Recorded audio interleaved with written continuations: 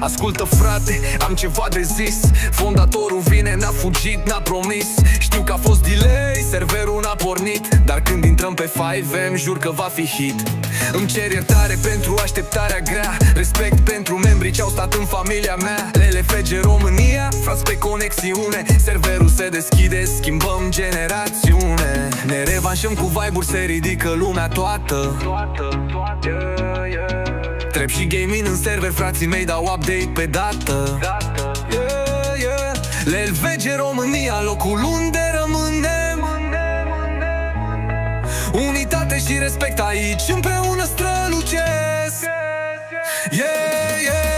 Am stat în spate, am muncit la detalii. Vreau să dau calitate, nu doar vorbe și finaluri. Știu că timpul trece, dar răbdarea e cheia. Când intri pe server simți toată energia.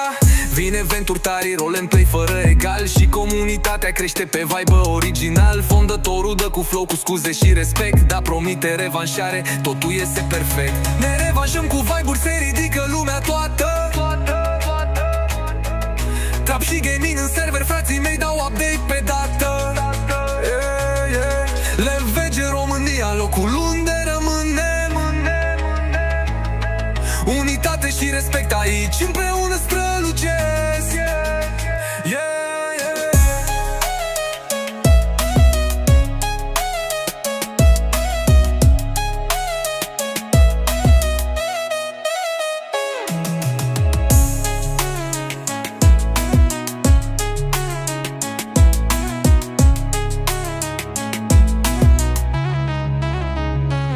Am stat în spate, am muncit la detalii. Vreau să dau calitate, nu doar vorbe și finaluri. Știu că timpul trece, dar răbdarea e cheia. Când intri pe server simți toată energia.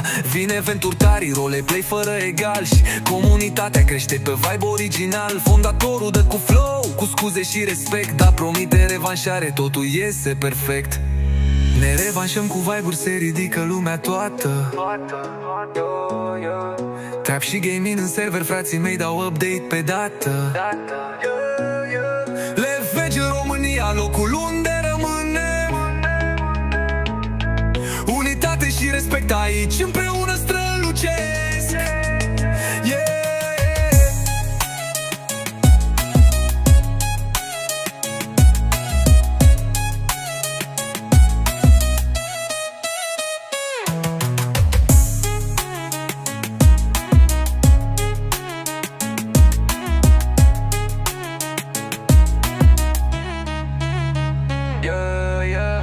Am stat în spate, am muncit la detalii. Vreau să dau calitate, nu doar vorbe și finaluri. Știu că timpul trece, dar răbdarea e cheia. Când intri pe server simți toată energia.